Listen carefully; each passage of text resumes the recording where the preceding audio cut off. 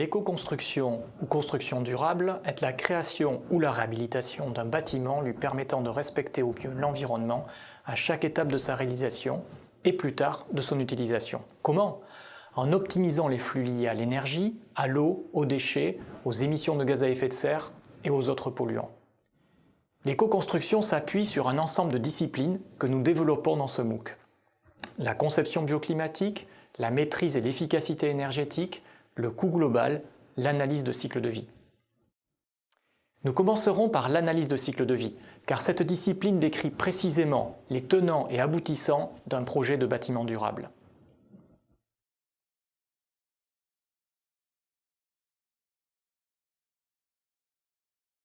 L'analyse de cycle de vie d'un projet, ou ACV, est une démarche qui consiste à évaluer l'ensemble des impacts d'un projet depuis le tout début de sa conception jusqu'à sa destruction ultime.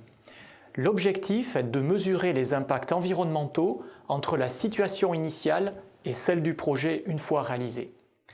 Les critères d'évaluation sont multiples. Consommation d'énergie et émissions de gaz à effet de serre induits bien entendu, mais aussi impact sur les milieux, l'air, l'eau, les sols, la biodiversité, via l'évolution de leurs caractéristiques comme l'acidité, la température ou la présence de molécules polluantes. On a vite fait de s'interroger sur l'ampleur de la tâche qui paraît immense, tant par la diversité et la quantité des données à recueillir que par la variété des critères à étudier.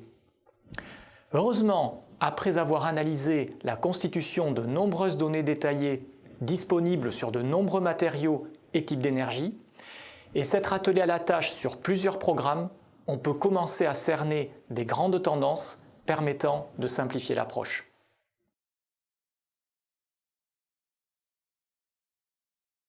Le périmètre d'analyse peut ainsi être décomposé en quelques postes principaux. La conception du projet, sa construction, c'est-à-dire la fabrication en amont de l'ensemble des matériaux et leur mise en œuvre sur chantier, puis l'exploitation pendant un certain nombre de décennies de cet ouvrage, et enfin sa destruction qui passe par son démontage et le recyclage d'une certaine partie de ces matériaux. Le nombre de critères étudiés peut souvent être largement réduit sans nuire à la pertinence de l'analyse.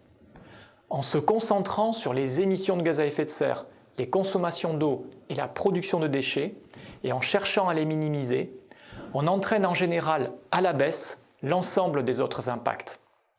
On peut toujours, en cas de doute sur un poste et un critère particulier, effectuer une évaluation complémentaire à même de se rassurer sur l'innocuité d'une mesure.